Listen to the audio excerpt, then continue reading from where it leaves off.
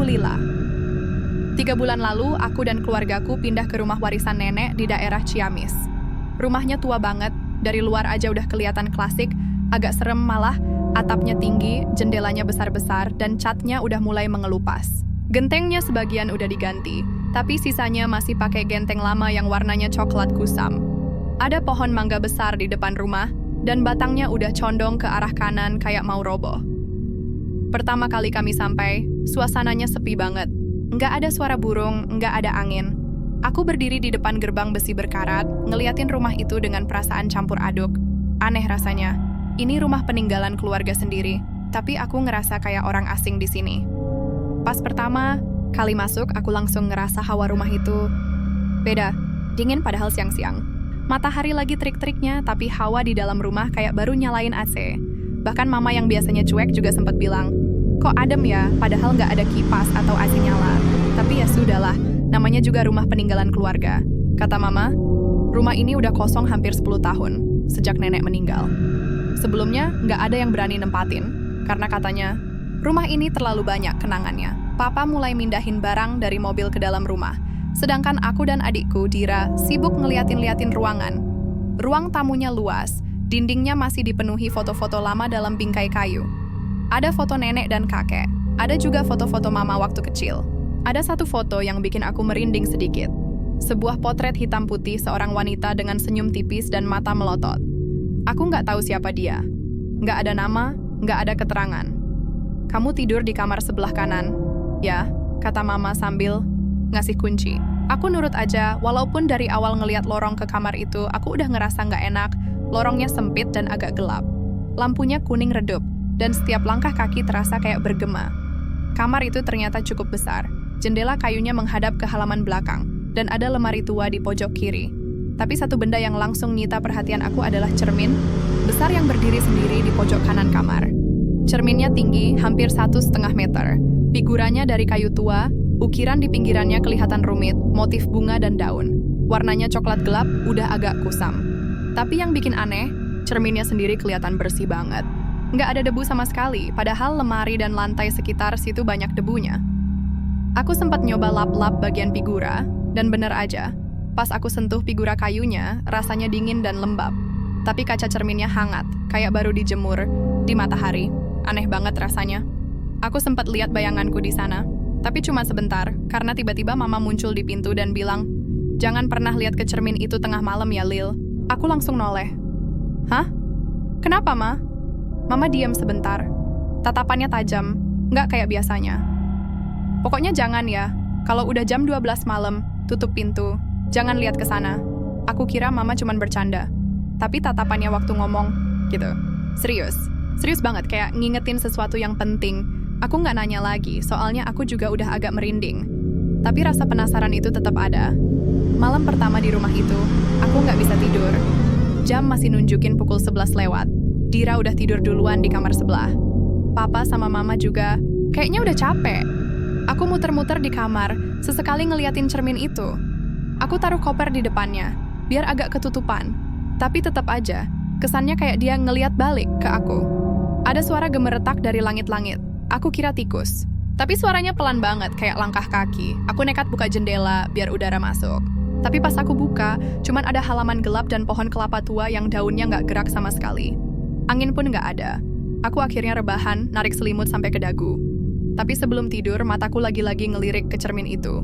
Dan aku ngerasa kayak ada bayangan lewat di belakangku.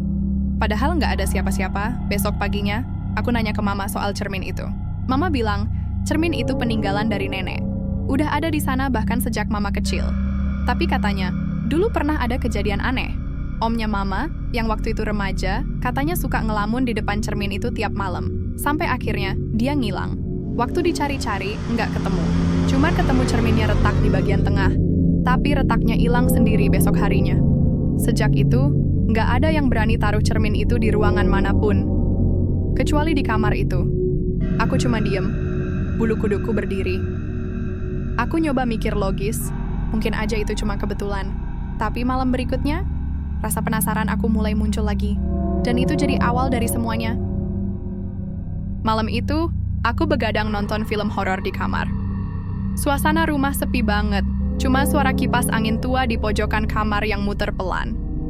Jam di HP udah nunjukin pukul 12:05.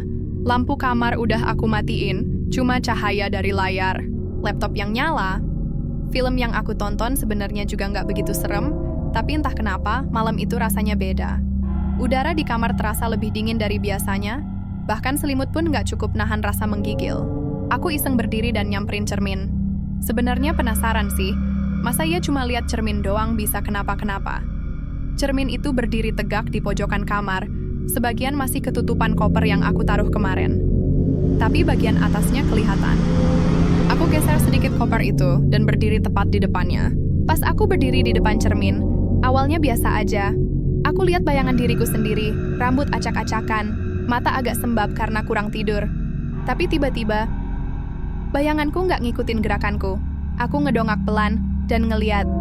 Bayanganku diem aja, nggak ngikutin sama sekali.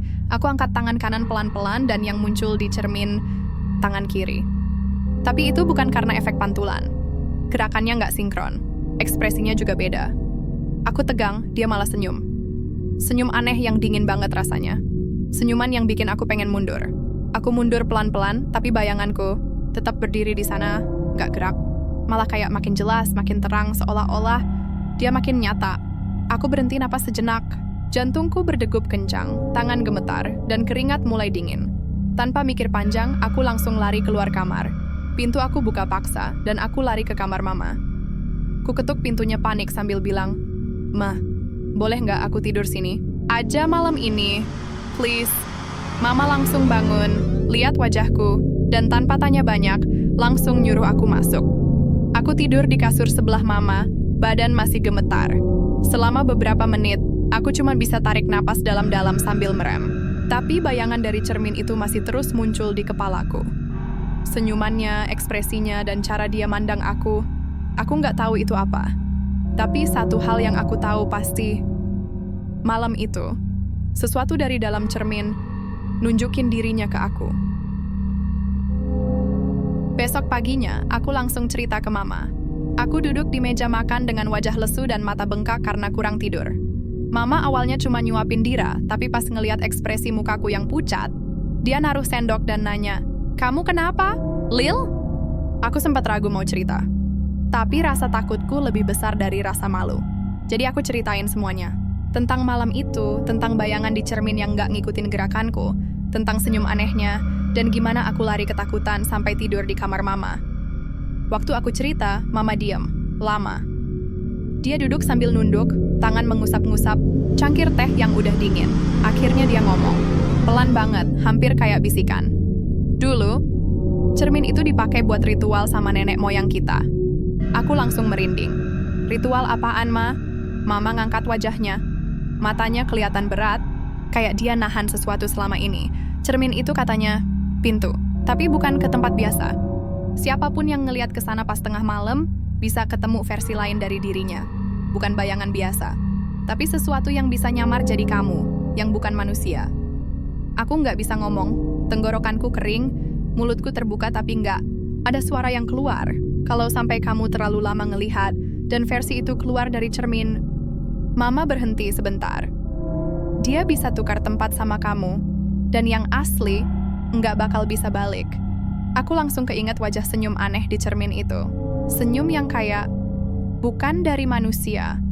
Ada sesuatu yang licik dan gelap di balik senyum itu.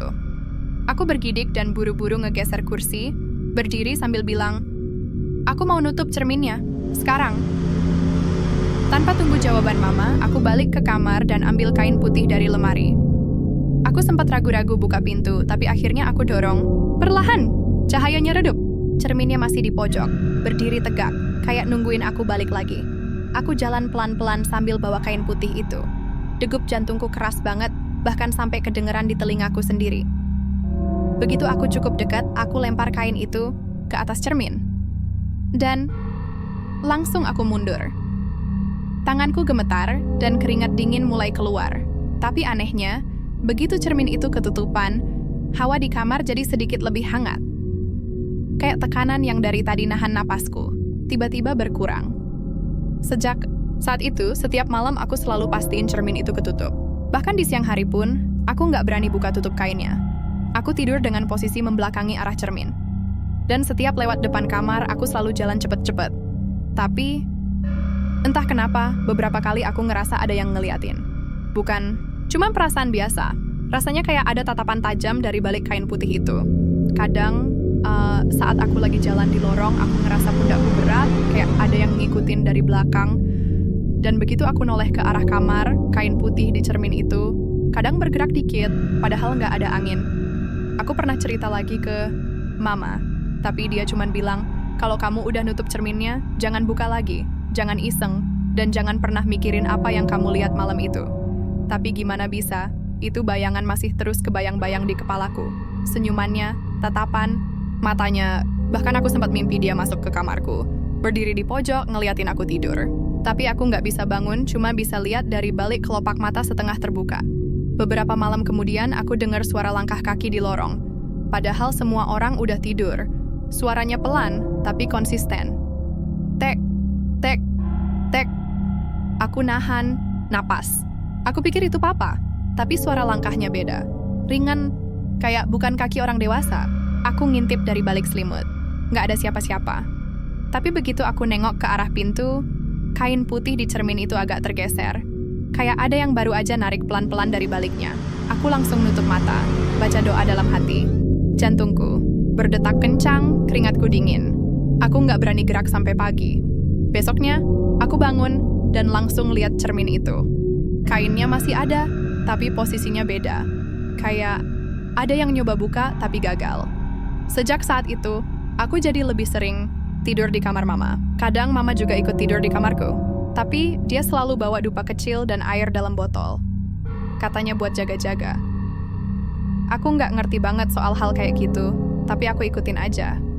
Yang penting, aku bisa tidur tenang. Tapi malam-malam berikutnya, rasa takut itu nggak pernah hilang. Bahkan kadang aku ngerasa cermin itu makin kuat. Kayak makin sering nyoba berinteraksi. Pernah sekali, waktu siang hari, adikku Dira main di kamarku. Dia sempat buka kain putih itu karena iseng. Pas aku masuk dan lihat dia ngaca, aku langsung teriak, "Dira, tutup itu!" Dira kaget, langsung nutup lagi. Tapi mukanya pucat. Dia bilang, "Tadi aku lihat orang di belakang aku, tapi nggak ada siapa-siapa pas aku noleh." Aku makin panik. Aku suruh dia jangan pernah masuk kamarku lagi, apalagi nyentuh cermin itu.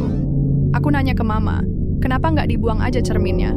Tapi Mama bilang, kalau dibuang, bisa balik lagi. Cermin itu udah nempel sama rumah ini. Kita harus hidup berdampingan. Kalimat itu bikin aku ngeri sendiri. Hidup berdampingan? Sama makhluk yang bukan manusia? Akhirnya, aku berusaha ngelakuin rutinitas biasa. Sekolah, bantu-bantu di rumah, ngobrol sama teman-teman lewat HP. Tapi tiap malam, rasa takut itu balik lagi. Kadang dari arah cermin itu, aku bisa dengar bisikan kecil. Kayak suara orang manggil nama aku, pelan banget, nyeret-nyeret. Lila. Dan puncaknya adalah satu malam, aku kebangun jam 2 lewat. Suara lemari di kamar bunyi sendiri. Aku buka mata pelan-pelan. Cahayanya gelap. Tapi aku bisa lihat siluet seseorang berdiri di depan cermin. Padahal cerminnya masih ketutup kain. Dan orang itu bentuknya kayak aku. Aku nggak bisa gerak. Mataku panas. Tubuhku kaku. Aku cuma bisa ngelihat dia berdiri, kepala miring ke kiri, senyum. Senyum itu lagi. Senyum yang aku lihat di malam pertama. Dia nggak ngapa-ngapain, cuma berdiri, lama. Terus, perlahan dia mundur ke arah cermin. Dan hilang. Besoknya, aku langsung ambil spidol permanen dan nulis di pintu kamar. Jangan pernah buka cermin ini. Aku juga tambahin lakban di kain penutupnya. Setiap malam, aku semprot area cermin dengan air doa dari Mama. Dan setiap malam juga, aku berdoa semoga versi lain dari aku itu nggak pernah bisa keluar lagi. Tapi dalam hati, aku tahu. Dia masih ada di sana. Di balik cermin itu. Nunggu kesempatan berikutnya.